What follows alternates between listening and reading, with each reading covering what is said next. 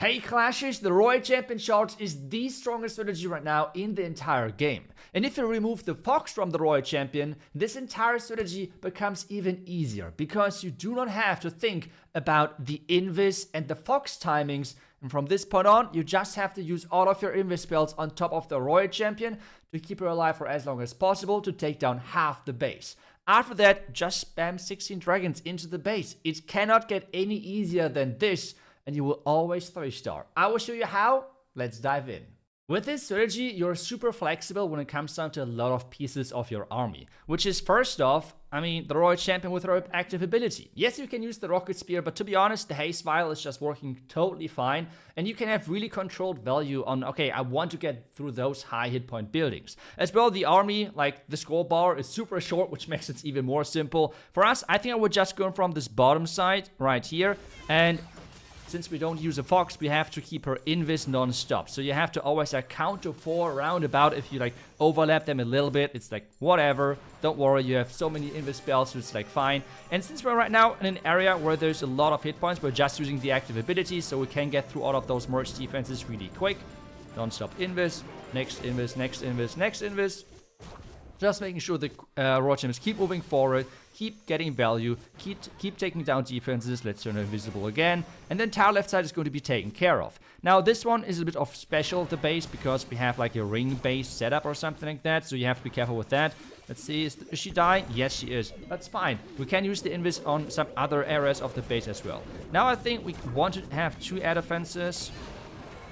I got 1. I guess that's fine for the beginning.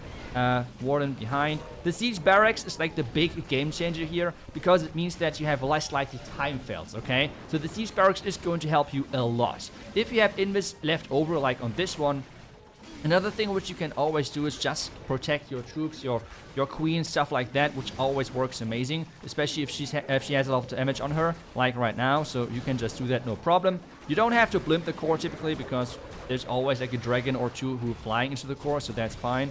Warden ability right now. Some of the dragons are going to go in there, and you can just rage whatever you want. When you feel like, oh, there's only 1 dragon at the core, just rage the 1 dragon for the town hall. If you feel like, oh, there's maybe some other important things you want to take care of, then just do it over there. This guy is troll tester, so we have to be careful of that, but the queen, luckily for us, is not as getting that already out of the way. When can we use the minion principality? I think right now for the air defense, because this is at this point one of the major defenses for us to get rid of. Damage wise, now let's raise this up so we're getting through this quickly so we can get into the back end scatter and multi-arch tower. We have still so much time. It's I don't know, this army is just ridiculous. You have such a short army, the scroll bar. It is so simple, it is so stupid that you can take down half the base with just invisible Royal Champion. And as I said earlier, because we removed the skill expression to some degree of the Fox, which means you had to time it at least a little bit, it's I don't know, it's just, let's just whack those spells and it's whatever. So yeah, as I said earlier, you can use the Rocket Spear, but in my opinion, it's just a bit weaker. And just with the haste value, you have so much control on when you can activate it. You have as well a little bit of hit point recovery when the Royal Champion is dropping low. That's another nice thing because you are keeping her invisible for so long that sometimes you will take damage if you're miscounting or something. She will take some damage, but with that active ability, she will heal it back and you're completely fine. So let's just do it again and let's just smash the next base. As easy as that. Let's go. Another really important thing to note for the strategy, for example, is that the rage can be used for the dragons, as we just did, or for example for the Royal Champ, especially on those Invis Rage Tower bases. If you get your Royal Champ into the core, use the Royal Champion with the rage there, and you will get the entire core. For us, we can have one of those island bases, so that's not as important, I assume. We're just going for the pathing again, so where can we go into? I think for this bottom side, I think that might be quite good. So let's just start right here with the Invis.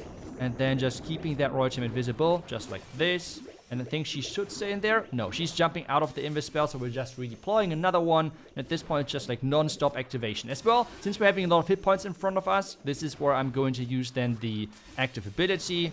Just like this. Another Invis just like that. Perfect. Or we're taking all of this out. So another Invis right here to take down the merged arch tower. And we're slowly making our way towards all of the damage, out of the important defenses. Let's lure some rocket loons, why not? Where's the Royal Champ going? Okay, she's staying here, which is perfect. We still have the Phoenix on her, as you have seen in the first attack, which means we can make sure that, well, even after she's dead, she can get a lot more value. Let's just get it right here, so she's actually doing some more work. I would like to take down the air defense. That would be amazing. So let's just try to manipulate her. That, yep, she's jumping there. Perfect. So that's now gone as well. Next step for us is maybe some dragons at the bottoms already. Let's see if we can still get that. That might be tricky. Come on, come on. One more speed. Perfect. We're getting that as well. Amazing. Now the next step for us is to, I think, place the dragons and get a nice giant arrow just like this. Oh, that giant arrow was amazing. Siege barracks on the outside. Two dragons on there. Just like this. I think we're going to use the minion prince ability quite early, or do we? Let's just use the warden ability early because there was so much damage around this area. And I think we can rage into this area as well as soon as the outside is funneled. Do not rage too early because then the dragons might go somewhere different. As well, as you see, I'm raging a little towards the outside to make sure that the other dragons are then getting pushed into the core, into the monolith. So we did not rage the middle part because that would be not as optimal for us. Now let's use the minion. Did the minion prince, like, for a millisecond just look to the outside? That's unfortunate. But hey, it doesn't really matter. I think the dragons on this side is like still cleaning up. That's a really important thing because time is obviously, like, on this strategy with having such a long Royal Champion charge. This is something you always keep in mind. Make sure that you're deploying your dragons accordingly with having some on the outside, some flanking and stuff like that. That is always something you have to keep in mind. Minion prince now keep doing what he can do best, which is like just dishing out damage non-stop everywhere. And we have then all of the dragons from the outside coming in as well. Unfortunately, he died there. But hey, we have so many dragons still alive. It's crazy. The queen as well, obviously. The elephant on the back end should go down. We even have, do we have both? We have both P.E.K.K.A still alive? Nah, that's criminal. That's criminal. Okay, Inferno Tower is going down. Queen is getting the rest of the cleanup. The queen is getting actually into the base because of the P.E.K.K.A. And yeah, I mean, this base again is gone. Nothing in the corners. We were able to deploy the dragons accordingly. And that's another 3-step for us. I mean, no problem whatsoever, right? So yeah, it's just like, I don't know. It cannot get any easier than this strategy. You have literally one troop. You have 2 type of spells. And then you have your heroes. That's it. Nothing more, nothing less. So let's just do it again. And for the final attack, again, I will break it down for you to make sure that you understand everything. And for that, I'm using a replay because that's just easier to talk through, especially through the Royal Champion part. As I already mentioned earlier, you have a lot of options here. You can delay the Royal Champion ability. You can use the rage for your Royal Champion if she's in a lot of high valuable defenses. So all of those are options for you. For us on this one, since the sweepers are down here, I just want to take down the area which they are pointing to. Because then we can come from the town hall side, and that should make things quite easy, right? So I'm starting from this bottom side, again, trying to really make sure that she's getting as much value as possible. The one main thing on how you can maximize the Royal Champion charge, and this is something you can then learn, and this, I guess, the biggest skill expression within this attack. This is like when and where to skip buildings. Like, for example, on this mortar, on this scatter, if I skip it, the aura is keep doing damage to that building while I'm attacking already buildings which are further inside. This is like the highest skill expression with the Royal Champion charge without using the Spirit Fox. Well, and that's something we're able to do, so already the entire bottom side was cleared out, and that's already a ton of important defenses which are not there anymore. As I said earlier, you are getting like half the important defenses with this Royal Champion charge, which is kind of ridiculous. And again, the base builder cannot really do anything about it in most cases because you cannot place as many giant bombs or anything like that to really take down a Royal Champion. That would be just too much. And at the same time, there is no Fox to take down, right? So the Phoenix is just the safety option there for you. For Master Queen, I went to, for the back-end air defense because I did not want to go for 2 air defenses. In my opinion, that would have been a little bit more risky with the Queen deployment. She's going here anyway, so that's not as big of a deal anymore. But again, troops are now splitting. I'm waiting for the Warden to follow to then be able to really make sure that we're getting a great Warden ability. And since I'm not sure if everything is like really taking down this right side, I'm raging the dragons over there. Again, you have many options for the rage. You can use it with the Royal Champion or with the dragons. Everything is totally fine. The dragons now are going further into the core.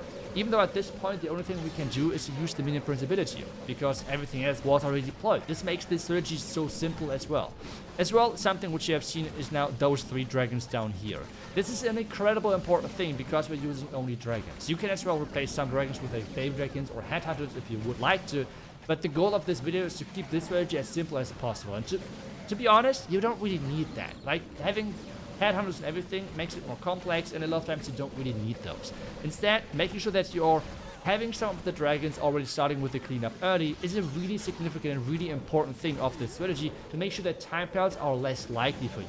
Because we are going full in on the power part. One of the biggest things to prevent time fails for us is the siege barracks, where the P.E.K.K.A can already clear things out with the iTzu Queen, and the iTzu Queen has some type of protection except only her healers. With having those dragons at the bottom side and like clearing everything over here where the Royal Champ has already cleared the defenses is an incredibly important thing, because otherwise the dragons would have went from over here to the top side, to this side, to this side, and then to the bottom. This is just way too much. They cannot really get out of this out in that time.